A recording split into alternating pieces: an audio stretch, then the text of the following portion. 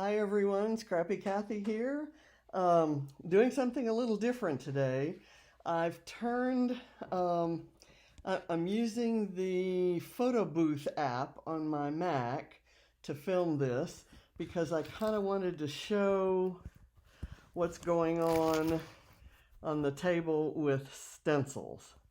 So this is where I stand right now. Not as far along as I had hoped to be yesterday when this video was due. And I actually thought I wouldn't do anything this week, but this is where we're going to eat dinner tonight. So all of this is going to be handled by the time I'm ready to serve dinner. So I'll tell you what I have done. I've taken all the stencils off of the tiered holder, divided them by size, and next within size, I'm going to divide them by type, and this is where I get stuck. So for example, let's take this size. I've got this stencil, and what I'm going to do is I'll hold them up against a black background. This one is like cracked glass, and I would call that maybe an abstract image, probably something I'd use for mixed media. This is just kind of a variety of different geometric patterns, and I would probably use only one section of this at a time.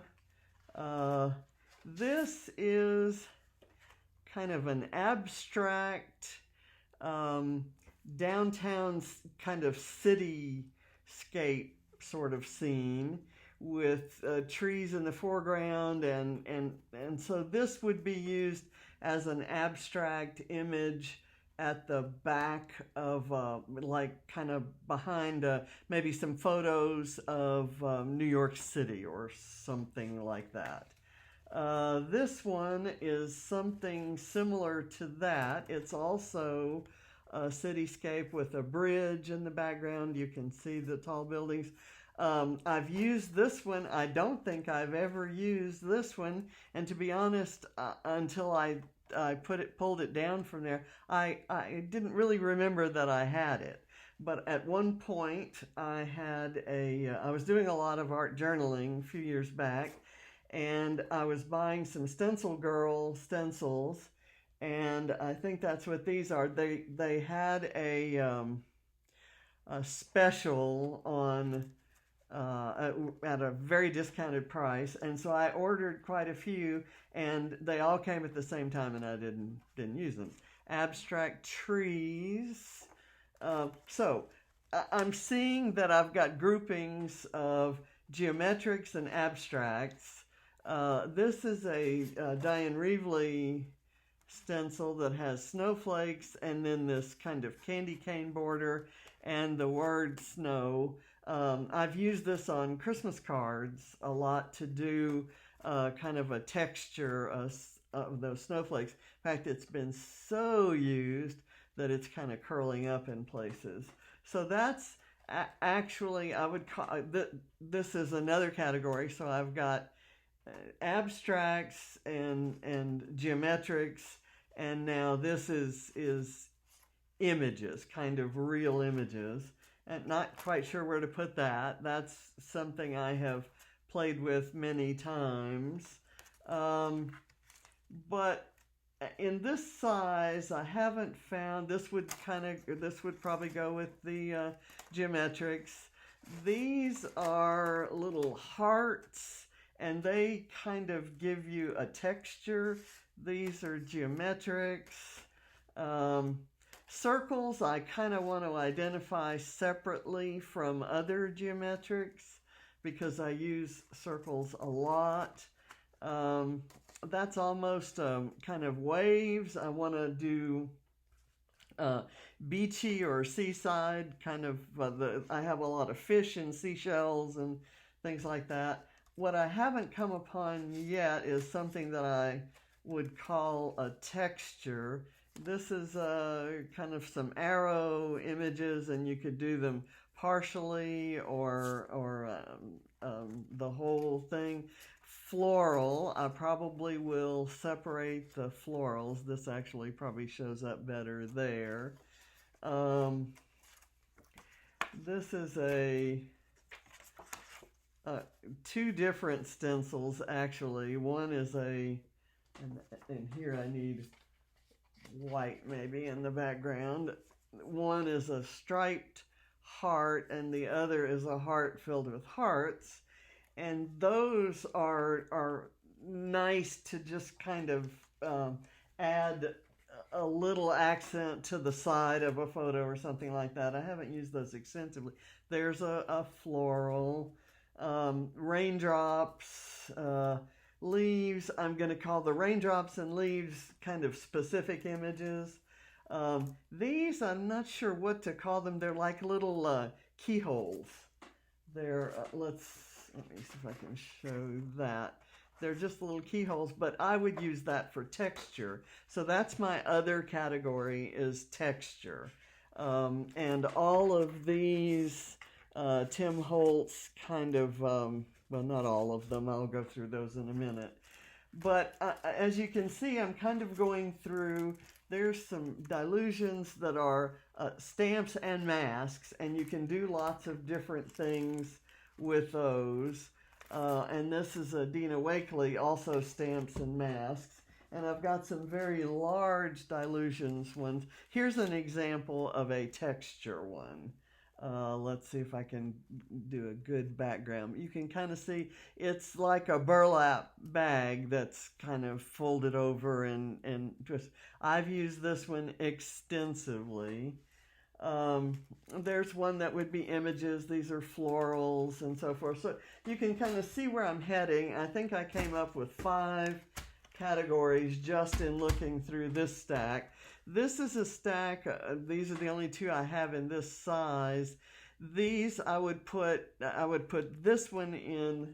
Let me get a background here. I would put this one in with, I would color code that one as circles, and I would color code this one as texture. It's just smaller circles, but I would never use that specifically to reinforce a circular theme as much as I would use it just for kind of an abstract texture. So I'll put those down. This burlap, definitely texture, a very well used stamp, possibly my most used stamp. This one is one that my husband talked me into getting, and I love it and don't use it enough. But if I do a page about my cataract surgery, the eye chart, John, yeah. This one would definitely be a good background. Yep. And this is a texture, again, much used texture. This one, these are antique clocks, and I would call that, I would put that with, color code that as an image. This, let's see, what would we do with this? This is kind of a distressed looking starburst, and I've used this extensively. As you can see, it's kind of well colored over with many layers that weren't cleaned off quite soon enough, but no problem. I forget what this one is called, but I like it, and I like for these to kind of randomly, and sometimes I only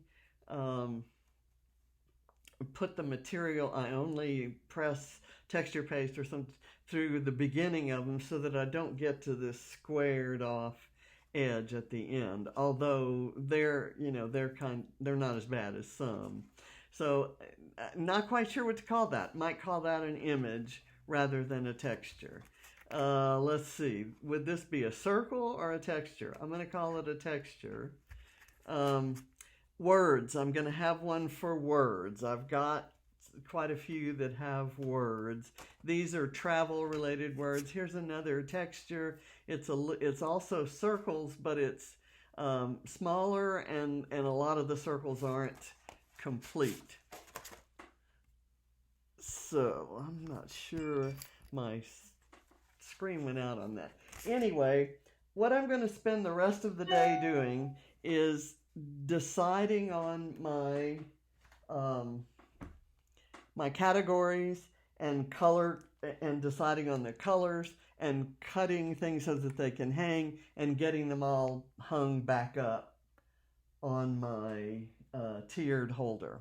And I've had to move the tiered holder. It was over by the kitchen, and I loved having it there because I could see, I could see them hanging and kind of get an idea what I wanted to play with next, but they were mixed up, and I think I'd rather have them in here where my other mixed media supplies are. So this is my little tray of hangers, and all of these will be off the table later today, and I will report in on Tuesday. Now on Tuesday, it's going to be the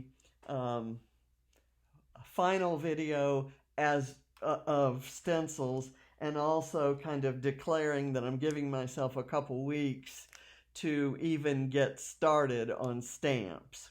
And I'll kind of show you a little bit about what condition my stamps are in. So stamps will be next, and yes, those of you who've asked me to do embellishments, that's so massive a project that I'm putting it off. So I'm admitting it, and you can quote me on that. So anyway, thanks for watching. Sorry this is a day late, and I'll see you on Tuesday with a report on where I ended up here, and I'll let you see what the tiered hanger looks like and where I've moved it to. So bye. Let me get this.